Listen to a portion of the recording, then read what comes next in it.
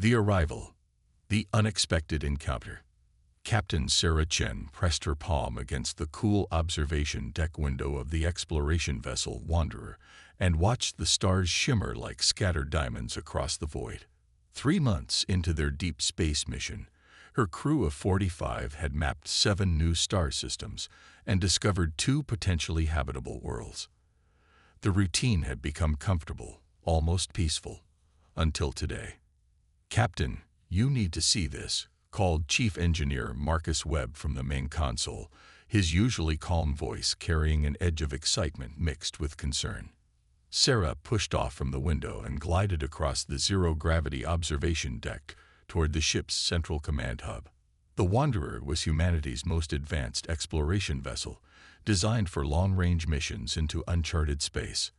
Unlike the bulky military ships that stayed close to Earth, the Wanderer was built for speed, efficiency, and adaptability.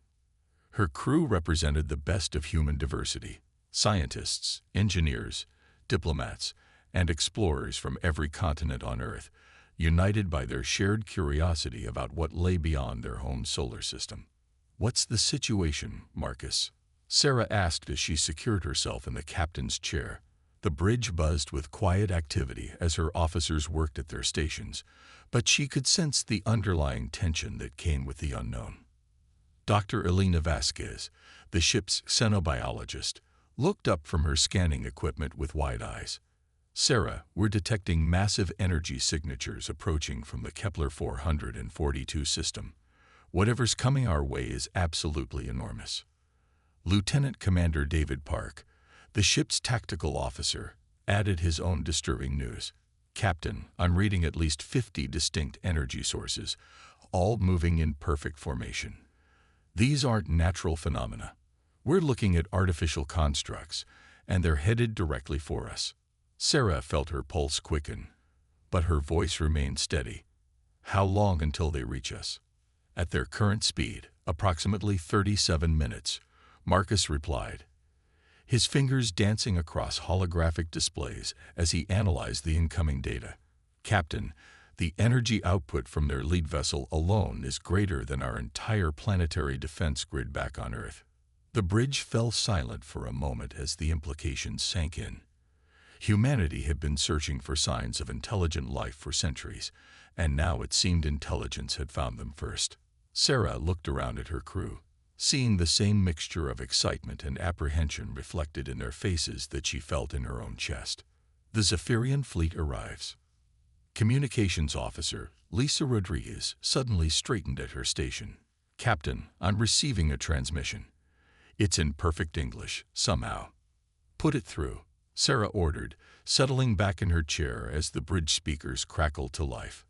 A deep, resonant voice filled the command center, speaking with the kind of authority that suggested it was accustomed to immediate obedience.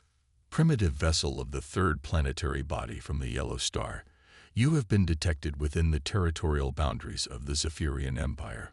I am Supreme Admiral Corvin Thrax of the Imperial Conquest Fleet. Prepare to receive our diplomatic envoy for immediate compliance assessment." Sarah blinked several times, then looked around at her crew. David was trying to suppress a grin. Elena had her hand over her mouth, and Marcus was shaking his head with obvious amusement. "Did he just call us primitive?" whispered Lisa, barely containing her laughter. "And apparently we're supposed to comply with something before we even know what it is," added David with a chuckle. Sarah cleared her throat and activated the communication system. "This is Captain Sarah Chen of the Earth exploration vessel Wanderer. We're honored to make contact with the Zephyrian Empire. However, we're not quite sure what you mean by compliance assessment. We're on a peaceful scientific mission to explore and document new star systems."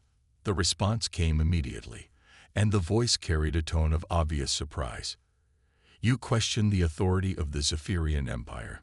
This is unprecedented. All species submit to immediate evaluation upon first contact. It is the natural order of galactic civilization." Elena leaned over to Sarah and whispered, "Natural order. These guys have some interesting assumptions about how the universe works." The space around the Wanderer suddenly erupted in brilliant light as the Zephyrian fleet dropped out of hyperspace. What appeared before them defied description in terms of sheer scale and obvious intent to intimidate. The flagship alone was easily 2 kilometers long, its hull covered in massive spikes and weapon arrays that pulsed with menacing red energy. 50 smaller vessels, each still dwarfing the Wanderer, arranged themselves in a perfect battle formation around the flagship. "Holy cow," Marcus breathed, studying his engineering displays. "Sarah, that lead ship has enough firepower to glass an entire continent." But Sarah noticed something else entirely. "Look at the design philosophy, team. Every single element of those ships is designed to look as threatening as possible. The spikes serve no functional purpose. The weapon placement creates firing blind spots, and those energy displays waste enormous amounts of power just to look scary." David nodded enthusiastically. "It's like they prioritize looking intimidating over actual combat effectiveness. Those ships are built to make enemies surrender without fighting." The diplomatic exchange. Admiral Thrax's voice returned, now carrying a tone of growing confusion. "Your species demonstrates unusual calm in the presence of imperial might. Observe the fate of those who have opposed the Zephyrian Empire throughout galactic history." The main screen activated, displaying holographic images of destroyed worlds and conquered civilizations. Massive Zephyrian fleets reduced cities to rubble, while alien populations fled in terror or knelt in submission. World after world fell to the same overwhelming display of power, each species following an identical pattern: initial resistance, recognition of superior force, and complete surrender. For 3,000 galactic cycles, Admiral Thrax continued, no species has successfully resisted imperial expansion. The strong rule the weak. This is the fundamental law of galactic civilization. Submit now, and your species will be granted the honor of serving the Empire. Sarah watched the images with growing fascination rather than fear. The same pattern repeated across dozens of different worlds and species. The Zephyrians would arrive, display their military superiority, and wait for the predictable response of terror and submission. "Fascinating," Elena murmured, taking notes on her tablet. "They've developed an entire expansion strategy based on psychological intimidation rather than actual warfare. It's remarkably efficient if every species responds the same way." "But what happens when someone doesn't respond the same way?" asked Lisa thoughtfully.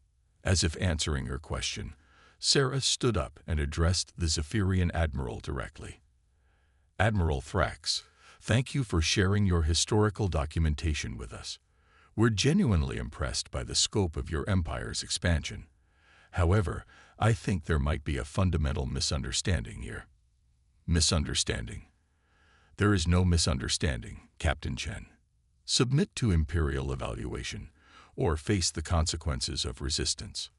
"Well, here's the thing," Sarah continued with a slight smile. "You keep talking about submission and resistance, but we're not really interested in either option. We're explorers, not conquerors or subjects. We came out here to learn about the universe, including new civilizations like yours. How about instead of all this submission business, we just talk?" The communication channel went silent for nearly a full minute. When Admiral Thrax finally responded, his voice carried a tone of complete bewilderment. "Talk? About what?" "Everything," Sarah replied enthusiastically. "Your technology, your culture, your history. We could share information about our own civilization, compare notes on galactic phenomena, maybe even collaborate on some research projects. Think of the possibilities when two different species combine their knowledge and perspectives." The Zephyrian confusion. On the bridge of the Imperial flagship, Eternal Dominion, Admiral Corvin Thrax stood frozen in confusion.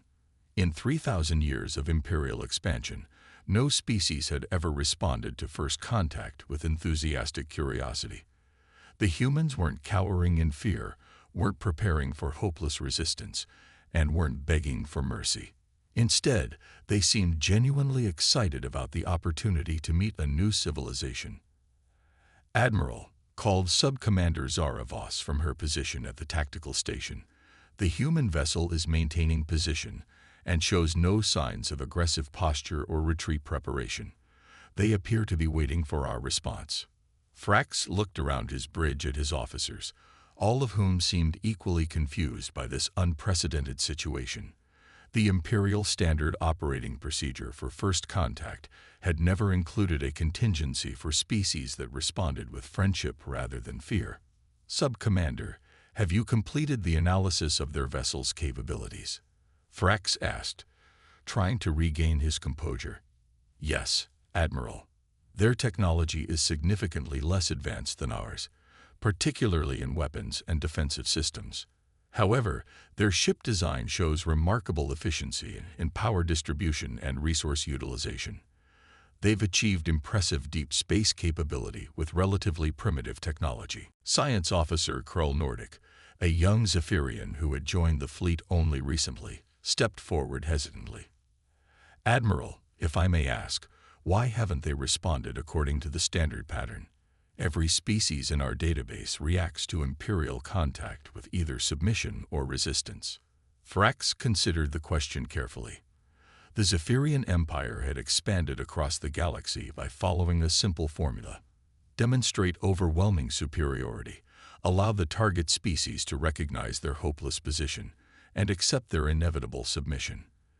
It had worked flawlessly for millennia. Perhaps, Thrax said slowly, they simply don't understand the situation yet. All species eventually recognize the futility of opposing the Empire. The human response. Back on the Wanderer, Sarah's crew was having their own discussion about the unprecedented situation. The senior officers had gathered in the ship's conference room, a comfortable space with large windows overlooking the Zephyrian fleet. So let me get this straight, said Marcus, leaning back in his chair. We've made contact with a galactic empire that has conquered thousands of worlds by showing up and basically saying surrender or else, and every species they've met has eventually said, okay, sure, we surrender. That's about the size of it, confirmed Elena. And now they don't know what to do because we said, hi, nice to meet you. Want to be friends? David laughed, shaking his head. You have to admit, it's pretty funny. They've got this whole intimidation routine down to a science, but they've never encountered someone who responds to intimidation with curiosity. Lissa looked up from her communication logs. Sarah, they're sending us additional data about their empire. Historical records, territorial maps, technological specifications. It's like they're trying to convince us that we should be impressed enough to surrender. Are we impressed? Sarah asked her team. Absolutely, replied Elena immediately. Their civilization has achieved things that would take us centuries to accomplish. But impressed doesn't mean intimidated. If anything, it makes me more curious about how they develop their technology and social structures. Marcus nodded in agreement. Plus, I'm seeing some really interesting inefficiencies in their ship designs that we might be able to help them optimize. Their energy distribution systems are powerful but incredibly wasteful. And their expansion strategy, while effective, seems to have a major blind spot, added David. They've never learned to deal with species that don't fit their expected response patterns. Sarah smiled as she listened to her crew's analysis. This was exactly why she loved working with humans. Faced with something completely unknown and potentially dangerous, their first instinct wasn't fear or aggression, but curiosity and the desire to understand and help. All right, team, she said, standing up from the conference table.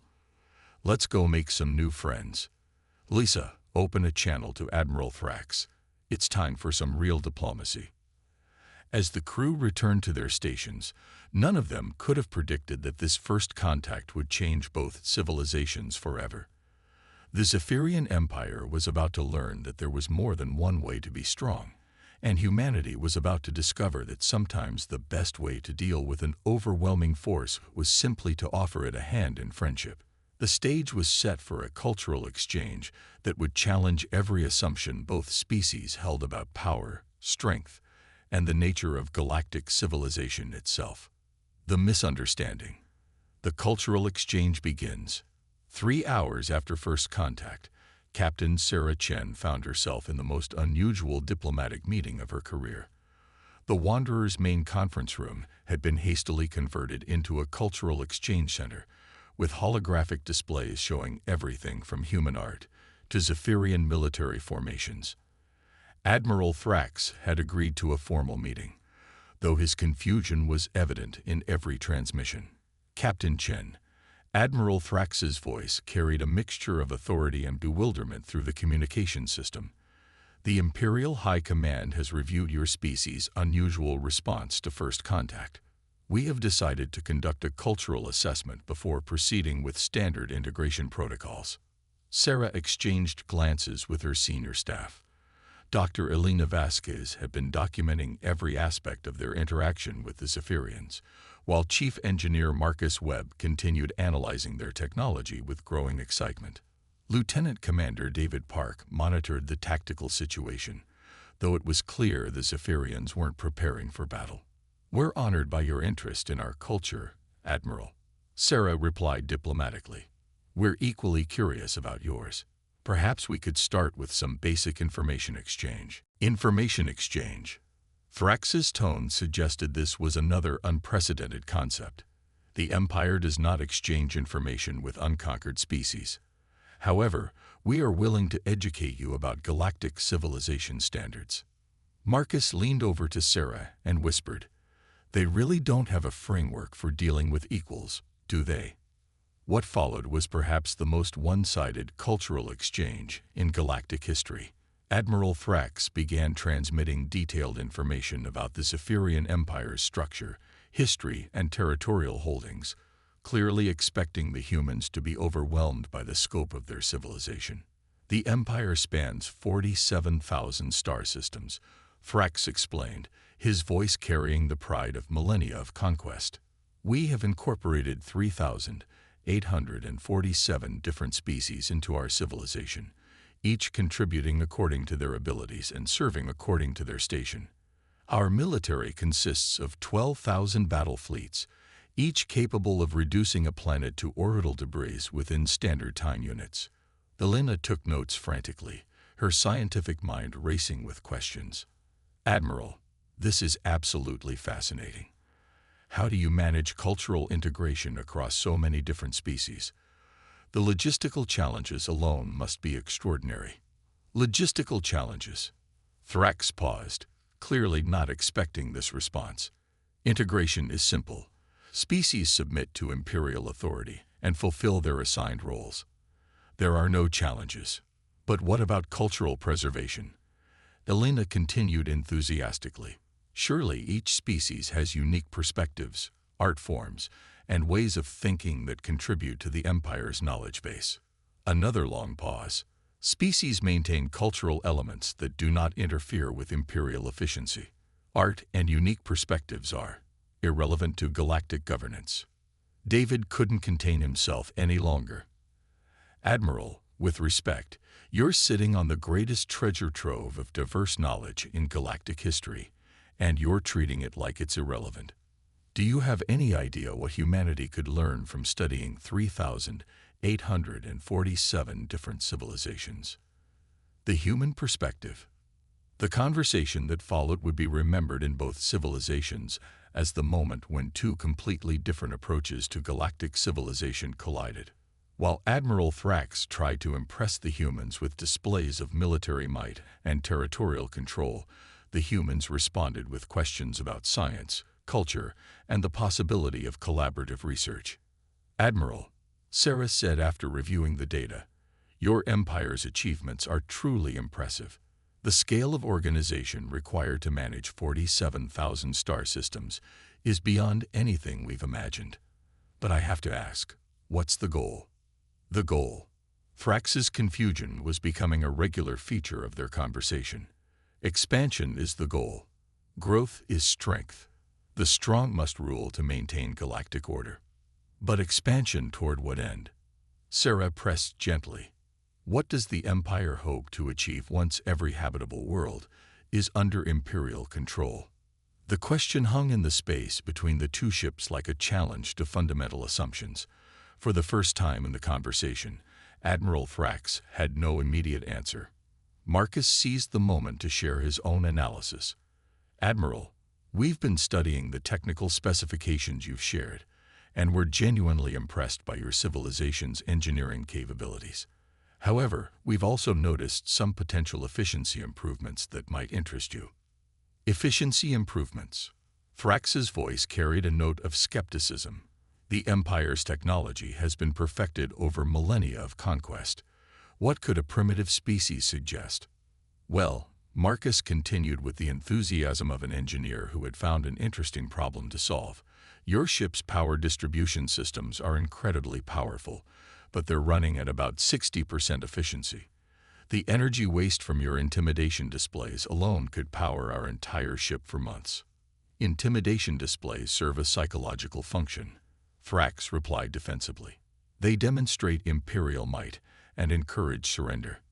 Absolutely, Marcus agreed cheerfully.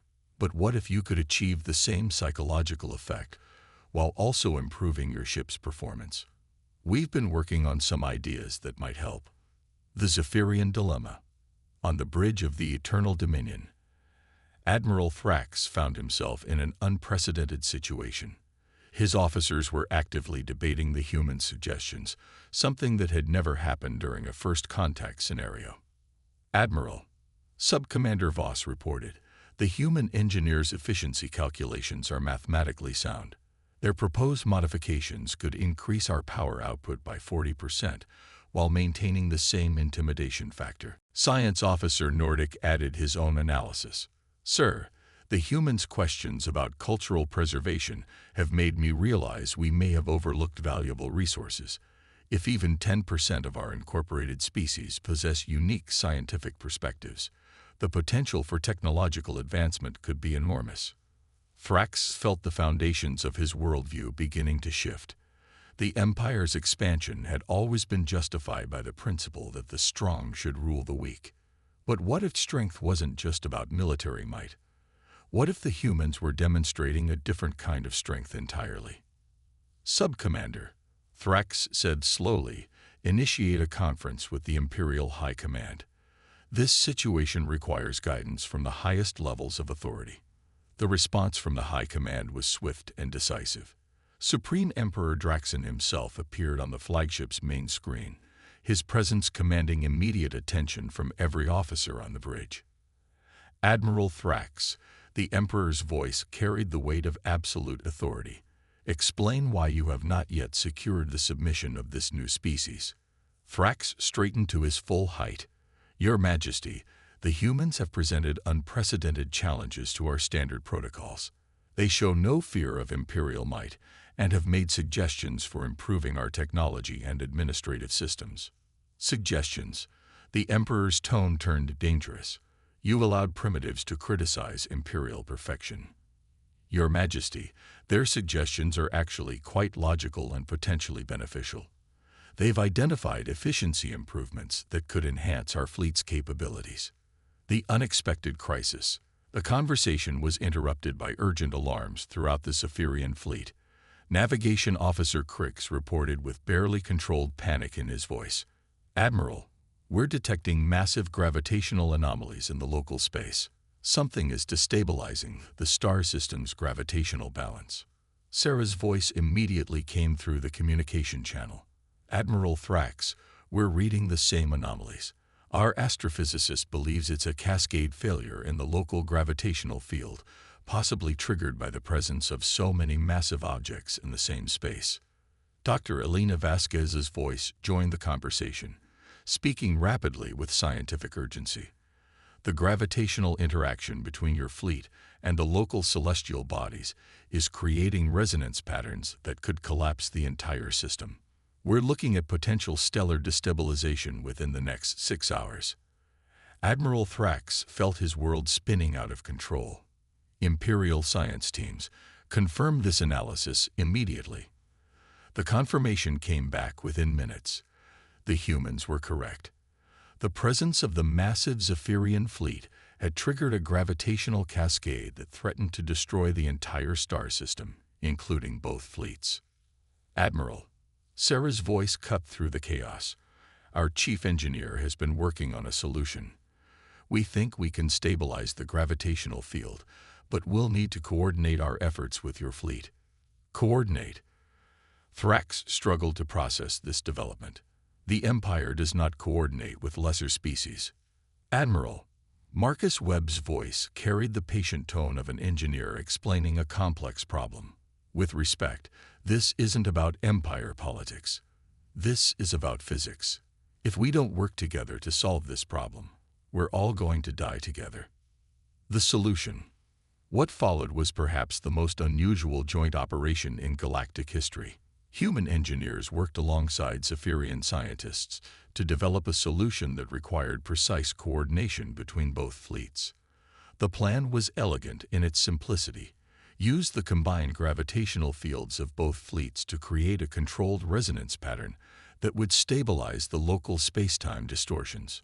"All right, everyone," Sarah announced over the joint communication channel.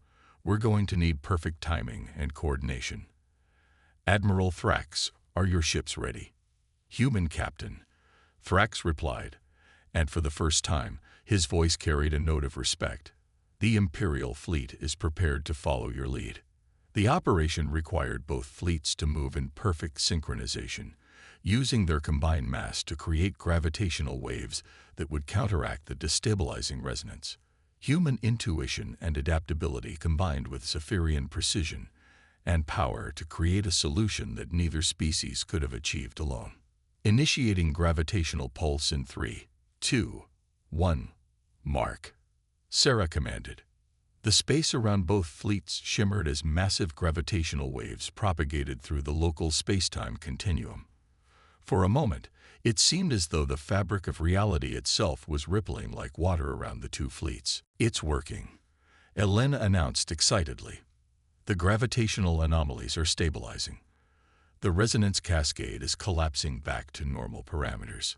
The crisis was over, but its impact on both civilizations was just beginning. Admiral Thrax found himself looking at the human ship with entirely new perspective. These weren't primitives to be conquered or subjects to be ruled. They were partners who had just saved both their civilizations through creativity, cooperation, and scientific ingenuity. The new understanding. "Captain Chen," Admiral Thrax said quietly over the communication channel, "the Empire owes you a debt that cannot be repaid through standard protocols." "No debt necessary, Admiral," Sarah replied warmly. "That's what friends do for each other." "Friends."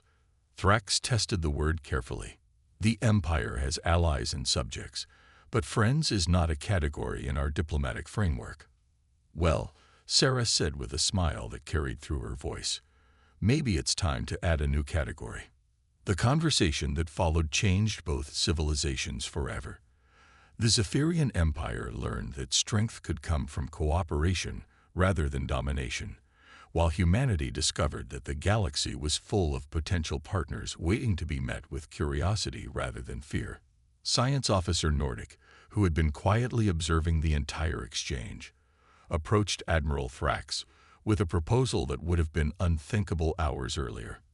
"Admiral, what if we established a permanent cultural and scientific exchange program with the humans? Think of what we could learn from each other." Thrax considered the suggestion carefully. The Empire had always grown through conquest, but perhaps it was time to try growing through cooperation.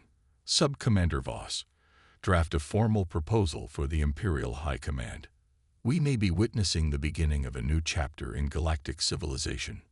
As both fleets prepared to part ways, Sarah looked out at the massive Zephyrian ships with a sense of wonder and possibility. Humanity had ventured into the galaxy looking for new worlds to explore, but they had found something far more valuable: proof that the universe was full of potential friends waiting to be discovered. The encounter between humans and Zephyrians would be remembered as the moment when two different approaches to galactic civilization met and discovered that cooperation was stronger than conquest, curiosity more powerful than fear, and friendship more lasting than dominance. In the days that followed, Both species would return to their respective civilizations, with stories that would change the course of galactic history. The Zephyrian Empire would begin to reconsider its expansion policies, while humanity would prepare for a future filled with new friendships among the stars. The galaxy, it seemed, was about to become a much more interesting place.